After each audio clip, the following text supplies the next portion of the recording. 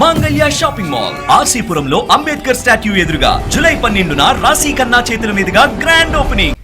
కేసీఆర్ కుటుంబాన్ని కేసుల నుంచి కాపాడుతుందే సీఎం రేవంత్ అని కేంద్ర మంత్రి కిషన్ రెడ్డి ఆరోపించారు. కేసీఆర్ కుటుంబంతో రేవంత్ కు ఉన్న రహస్య సంబంధాలు తెలంగాణ ప్రజలకు తెలుసని విమర్శించారు.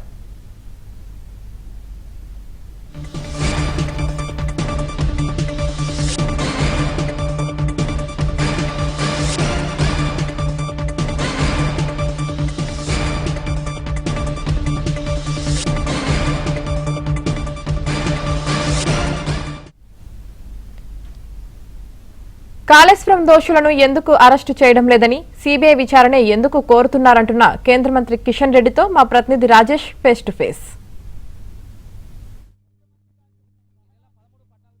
బీజేపీ ఆధ్వర్యంలో సింగరేణి భరోసా యాత్ర పేరిట పెద్ద ఎత్తున కార్యక్రమాన్ని తీసుకుంది. దీనిపై మనతో మాట్లాడడానికి కేంద్ర మంత్రి కిషన్ రెడ్డి గారు ఉన్నారు. సార్, ఈ నెల 13-14వ తేదీన మీరు చేపట్టబోయేటువంటి యొక్క సింగరేణి యాత్రకు సంబంధించి ఏ విధమైన అంశాలు లేవనెత్తబోతున్నారు? ప్రధానంగా ఈ యాత్ర యొక్క ఉద్దేశం?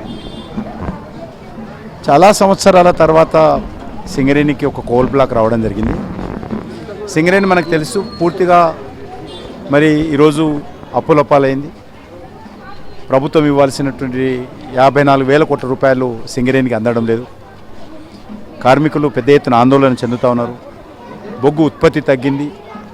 కాబట్టి ఈ పరిస్థితుల్లో ఈ బ్లాక్ రావడంతో సింగరేణి కార్మికుల్లో కొంత ఆశ మళ్ళీ చిగురించింది. దాన్ని మరింతగా ధైర్యం చెప్పడం కోసం భవిష్యత్తులో మేమందరం అండగా ఉంటాము, మీరు బొగ్గు ఉత్పత్తి చేయండి, మీకు అన్ని రకాల సహాయ సహకారాలు అందిస్తామనేటువంటిది రాజకీయాలకు అతీతం కార్మికులను కలిసేటువంటి కార్యక్రమం రేపు ఎల్లుండి 2 రోజులు చేపట్టడం జరుగుతుంది. రేపు అంటే ఎక్కడి నుంచి స్టార్ట్ అవుతుంది, ఎక్కడికి ఫస్ట్ ఎక్కడికి రీచ్ అవుతుంది? సింగరేణి హెడ్ క్వార్టర్ అయినటువంటి కొత్తగూడెం నుంచి మంచిర్యాల వరకు, మనుగూరు, భూపాలపల్లి, తాడిచెర్ల, అదేవిధంగా రామగుండము, శ్రీరాంపూర్, మంచిర్యాల వరకు ఆ రకంగా 2 రోజుల పాటు అక్కడ ఉన్నటువంటి కార్మికులను కలిసేటువంటి కార్యక్రమం చేస్తూ ఉన్నాం.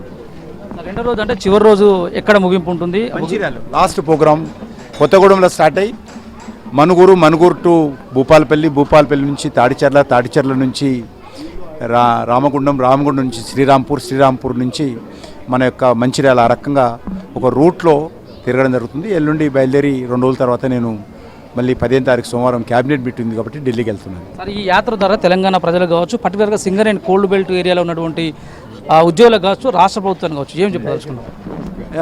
ముఖ్యంగా సింగరేణి కార్మికులు గత అనేక రోజులుగా 2 దశాబ్దాలుగా మరి లాభాలు ఉన్నటువంటి పరిశ్రమ ఈరోజు బొగ్గు ఉత్పత్తి తగ్గింది.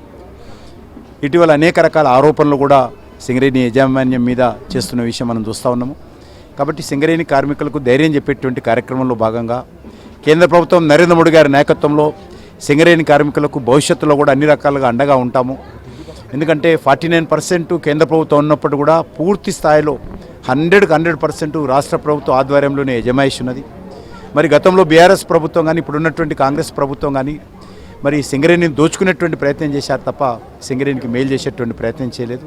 కాబట్టి సింగరేణి భవిష్యత్ అంధకారంలో నెట్టేటువంటి ప్రయత్నం చేస్తున్నటువంటి ఈ పరిస్థితుల్లో వాళ్ళకు ధైర్యం చెప్పేటువంటి కార్యక్రమంలో భాగంగా యాత్ర. నేను సింగరేణి అంశానికి సంబంధించిన దాంతోపాటు కాళేశ్వరం అంశంపై కూడా ముఖ్యమంత్రి రేవంత్ రెడ్డి మరొకసారి బీజేపీని టార్గెట్ చేసే ప్రయత్నం చేశారు. పర్టికులర్ కాళేశ్వరం ప్రాజెక్టుకు సంబంధించి బీఆర్ఎస్ పార్టీ నేతలు చెప్పిన అంశాన్ని బీజేపీ ఎంపీలు మాట్లాడుతున్నారని చెప్తున్నారు. అది అర్థం లేనటువంటి సమస్య. ఒక్కటే, కాళేశ్వరం మీద ప్రతిపక్షంలో ఉన్నప్పుడు నేను 1,00,000 కోట్లు కక్కిస్తా అని ఆయన రాహుల్ గాంధీ పదే చెప్పారు. అధికారంలోకి వచ్చి 3 సంవత్సరాలుగా వస్తున్న 1,00,000 కోట్లు ఎక్కడ పోయాయి, కేసులు ఎక్కడ పోయాయో రేవంత్ రెడ్డి తెలంగాణ ప్రజలకు చెప్పాలి. ఆ రోజు ఎలక్షన్స్లో ప్రధాన అంశం ఈరోజు కాళేశ్వరం ఉండింది. అధికారంలోకి వచ్చిన తర్వాత ఈరోజు మరి ఎవరితో కుమ్ముకాయాడో, ఎందుకు ఈరోజు ఆ యొక్క కాళేశ్వరం మీద దర్యాప్తు చేయడం లేదో తెలంగాణ ప్రజలకు సంజాయి చెప్పుకోవాలి. ముందు కేంద్ర ప్రభుత్వం ఏర్పాటు చేసిన ఎన్డీఎస్సీనే ఇక్కడికి వచ్చి విజిట్ చేసింది కాళేశ్వరం ప్రాజెక్టు సంబంధించిన అంశంలో పోవడం లేదు. టెక్నికల్ విషయాల్లో నేను మాట్లాడలేదు.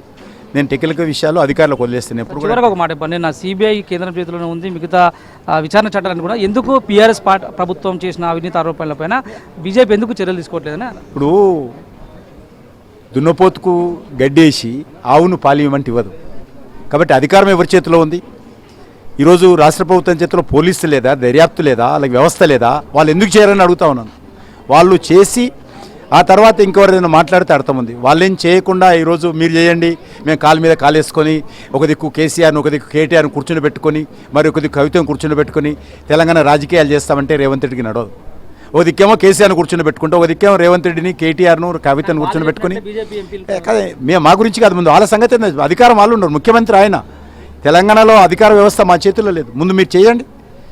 మీరు చేయకుండా ఈరోజు మామూలు మీద నెట్టేసేటువంటి ప్రయత్నము, బాధ్యత నుంచి తప్పించుకునేటువంటి ప్రయత్నము, ముఖ్యమంత్రిగా బాధ్యతలు నెరవేర్చకుండా ఈరోజు ప్రజల దృష్టిని మళ్లించేటువంటి ప్రయత్నం చేస్తే ఎవరు నమ్మరు. మొత్తం ఇది పరిస్థితి. కాళేశ్వరం ప్రాజెక్టుకు సంబంధించినటువంటి అంశంతో పాటు బీఆర్ఎస్ ప్రభుత్వ హయాంలో జరిగినటువంటి అవినీతి అక్రమాల చిట్టాను బయట పెడతానని చెప్పి అధికారంలోకి వచ్చినటువంటి రేవంత్ రెడ్డి ఆయనే కేసీఆర్ కుటుంబ సభ్యులతో అంటకాగుతూ ఉల్టా భారతీయ జనతా పార్టీని బదనాం చేసే ప్రయత్నం చేస్తున్నారు తప్పితే ఇందులో వేరే ఉద్దేశం లేదు. బీజేపీ ఎంపీలు బీఆర్ఎస్ పార్టీ చెప్తున్నట్టుగా వింటున్నారు అనే అంశాన్ని కోట్ చేస్తూ రేవంత్ రెడ్డి మాట్లాడిన మాటలు కూడా కిషన్ రెడ్డి చాలా ఘాటుగా రియాక్ట్ అయ్యారు. బీజేపీ ఎంపీలు బీఆర్ఎస్ పార్టీ నేతలు చెప్తే వినాల్సిన అవసరం లేదు. సంబంధించినటువంటి విచారణ అధికారం అంతా కూడా రాష్ట్ర ప్రభుత్వ పరిధిలో ఉన్నప్పుడు ఎందుకు కేసీఆర్ కుటుంబాన్ని జైల్లో పెట్టట్లేదో ముందుగా రేవంత్ రెడ్డి సమాధానం చెప్తే ఆ తర్వాత రేవంత్ రెడ్డి విమర్శలకు భారతీయ జనతా పార్టీ సమాధానం చెప్తుంది అంటూ కూడా కిషన్ రెడ్డి చెప్పే ప్రయత్నం చేస్తున్నారు.